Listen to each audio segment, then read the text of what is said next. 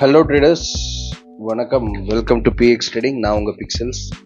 So நேற்று prediction வீடியோவில் என்ன சொல்லியிருந்தோம்? 24,536 மேலே மார்க்கெட் ஸ்டே ஆச்சுன்னா அப்சைட்கான பாசிபிலிட்டிஸ் ஜாஸ்தி. ஸோ அங்கேருந்து ஸ்ட்ரைட் ஆகிட்டு நம்ம ரெண்டு டார்கெட்டுமே ஹிட் பண்ணிடுச்சு, 24,620 அண்ட் தென் 674. ஸோ அந்த லெவலுக்கு மேலே சஸ்டெயின் ஆகலை. So it came back again 24,536. ஒரு சின்ன ட்ரை, ஒரு ரீட்ரேஸ்மெண்ட்டில் மேலே போயிடுச்சு. அண்ட் நம்ம பாம் என்ன சொல்லியிருக்கு? 24,600 91 இன்னைக்கு காலையில் டோட்டல் 182ல் என்ட்ரி கொடுத்துருக்கு. இந்த லெவல் ரீச் ஆகும்போது ஒன் சைடு வந்துட்டு 172, இன்னொரு side 50. So easy 40 points without any tension. கால் ஓடுமா புட்டு வருமா கன்ஃபியூஷனே வேண்டாம், ரெண்டுமே வாங்குங்க. For sure will be in profit. இந்த டெக்னிக்ஸ் லேர்ன் பண்ணுமா? இண்டிகேட்டர் ஆக்சஸ் வேணுமா? ஜாயினஸ். அண்ட் நம்ம இண்டிகேட்டர் இன்னைக்கு என்ன சொல்லியிருக்கு?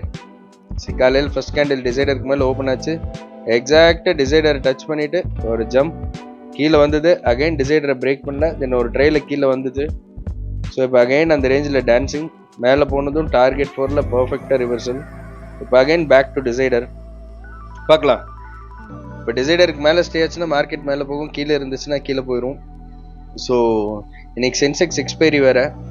ஸோ மேபி மார்க்கெட் க்ளோசிங் 80,500 இல்லைனா 81,000 இந்த ரேஞ்சில் இன்னைக்கு மார்க்கெட் க்ளோஸ் ஆகிறதுக்கு சான்சஸ் இருக்குது.